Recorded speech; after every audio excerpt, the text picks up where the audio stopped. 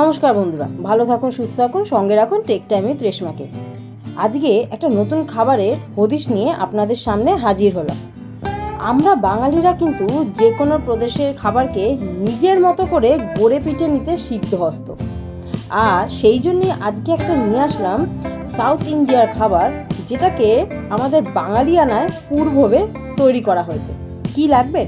লাগবে ধোসার যে ব্যাটার তৈরি হয়, সেটার যে ডাস্টটা থাকে সেটার মধ্যে জল মিশিয়ে একটা সেমি লিকুইড ফরমেশানে রেডি করে রাখতে হবে। আর করতে হবে পুরের জন্য আলু।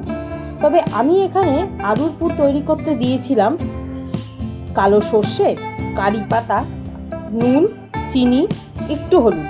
তবে আপনারা চাইলে এর মধ্যে আরও বিভিন্ন রকমের সবজি যেমন গাজর, ক্যাপসিকাম এগুলো অ্যাড করতেই পারেন। খেতে কিন্তু সবটাই খুব ভালো হয়।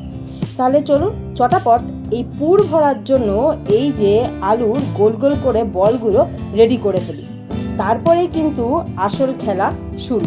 ওই যে বলেছিলাম, বাঙালিরা যে কোনো প্রদেশের খাবারকে গড়ে পিঠে নিতে সিদ্ধহস্ত নিজের মতো করে। এরপর পানিয়ারামের পাত্রের মধ্যে অল্প অল্প করে তেল দিয়ে তেলটাকে একটু গরম হতে দিলাম।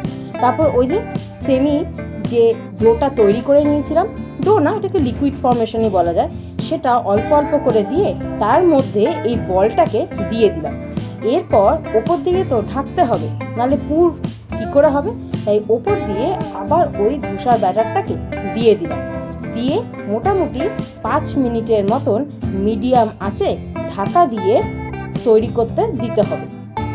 এক পিঠ তৈরি হয়ে গেলে সেটাকে উল্টে পাল্টে এইভাবে 2 পিঠ হালকা ব্রাউন করে রেডি করে নিলেই হয়ে গেল কিন্তু আপনাদের পুর ভরা পানিয়ারাম বা পুর ভরা আপ্পাম।